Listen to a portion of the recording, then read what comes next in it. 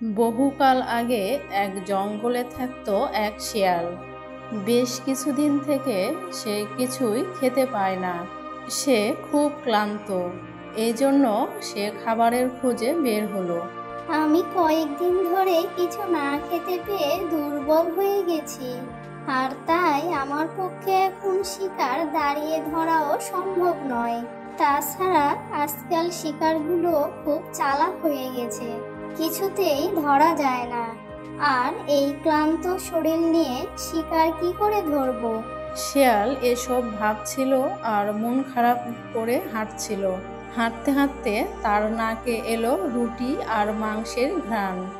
গন্ধ শুকতে শুকতে শিয়ালটি সেদিকে গেল যেদিক থেকে গন্ধটি আসছে। গিয়ে দেখে এক গাছের কুটোরে কিছু মাংস আর রুটি রাখা।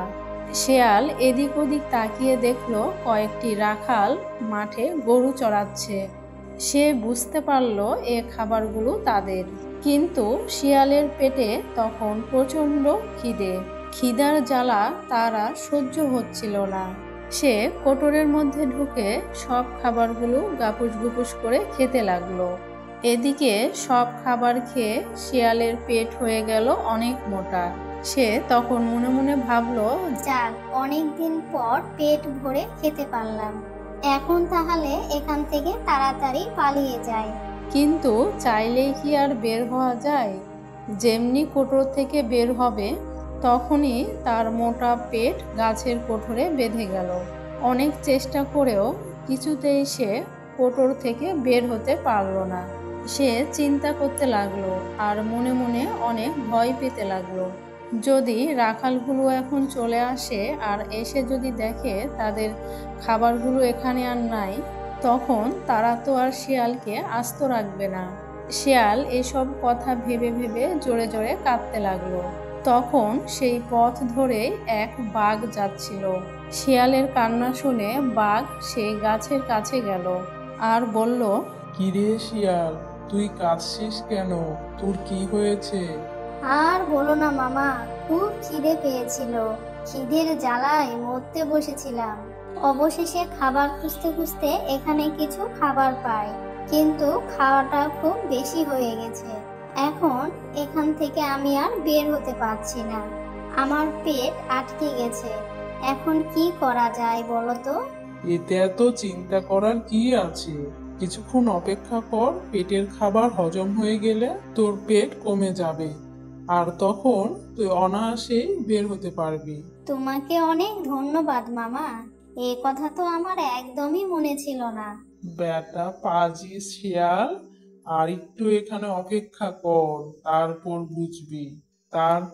বুঝবি মজা। রাখাল বাটারা যখন এসে দেখবে, যখন তোকে পিটানি দিবে, তখন বুঝবি মজা। আজ তো তুই মরেছিস বেটা। এসব বলতে বলতে বাঘ সেখান থেকে চলে গেল আর বোকা শিয়াল গাছের কোটরে রয়ে গেল। কিছুক্ষণ পর রাখালরা খাবার খাওয়ার জন্য গাছের কাছে আসলো। দেখলো শিয়াল বাটা তাদের সব খাবার খেয়ে সাবার করে দিয়েছে। এবার শিয়ালকে আর বাঁচায় কে? রাখালরা শিয়ালকে এলোপাথারি মারলো। মার খেয়ে শিয়ালের অবস্থা খারাপ হয়ে গেল।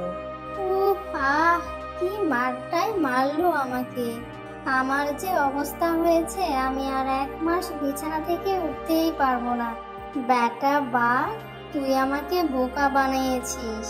তোকে কি আমি কোনোদিন হাতের নাগালে পাবো না? সেদিন বুঝবি। উফ, আহ, এবার যাই, বাড়ির দিকে যাই। বেশ কিছুদিন পর বাঘ জঙ্গলের মধ্যে দিয়ে যাচ্ছিল।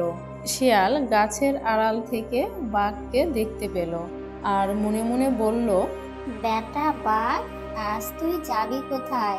আজ তোর পেছন পেছন যাব। তুই কোথায় যাস? শিয়াল বাঘের পিছু পিছু যেতে লাগলো। কিছু পথ চলার পর শিয়াল দেখলো বাঘ একটি গ্রামের দিকে যাচ্ছে। শিয়াল গাছের আড়ালে দাঁড়িয়ে থাকলো। বেশ কিছুক্ষণ পর বাঘ একটি হাঁস শিকার করে গ্রাম থেকে বেরিয়ে আসলো। এভাবে বাঘ প্রতিদিন গ্রামে ঢোকে আর একটি করে হাঁস শিকার করে নিয়ে আসে। প্রতিদিনের মতো আজও বাঘ যাচ্ছে শিকার করতে। শিয়াল গাছের আড়াল থেকে বাঘকে দেখলো আর বলল, বেটা বাঘ, আজকে তোকে আমি আচ্ছা মতো খেলা দেখাবো। আজ বুঝবি আমাকে ধোকা দিলে কি হয়। বাঘ চলল আগে আর শিয়াল চলল বাঘের পিছু পিছু। বাঘ যখন গ্রামে ঢুকলো, শিয়াল তখন গাছের আড়াল থেকে দেখতে লাগলো। বাঘ যখন গ্রামে হাঁস ধরতে গেল, তখন শিয়াল গাছের আড়াল থেকে ডাকতে লাগলো। শিয়ালের ডাক শুনে গ্রামের লোকেরা টের পেয়ে গেল, আর তখন গ্রামের লোকেরা বাঘকে তাড়া করতে লাগলো। বাঘকে বেধড় মার বসাইতে লাগলো। বাঘ মার খেয়ে উপ আহ করতে করতে গ্রাম থেকে বের হয়ে আসলো।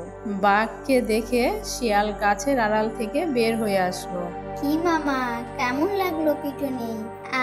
বেটা, আজ তাহলে তোর কারণে আমি পিটুনি খেলাম। সেদিন যখন তুমি জেনে বুঝে আমাকে মার খাইয়েছিলে, তখন আমার কেমন লেগেছিল, হ্যাঁ? আজ বোঝো ঠেলা। এর পরের বার কি তুই আমার হাত থেকে বাঁচবি? মামা, আমরা তো এক বনেই থাকি, আমাদের নিজেদের ভেতর শত্রুতা থাকলে হয়? তুমি একদিন আমাকে মার খাইয়েছো, আমিও একদিন তোমাকে মার খাইয়েছি, শোধবোধ হয়ে গেছে। এখন চলো আমরা একসাথে মিলেমিশে চলি। শিয়াল বাটা খুবই চালাক, ওর সাথে শত্রুতা করলে চলবে না, বন্ধু হয়েই থাকি। ঠিক আছে, চলো আমরা বাসার দিকেই যাই।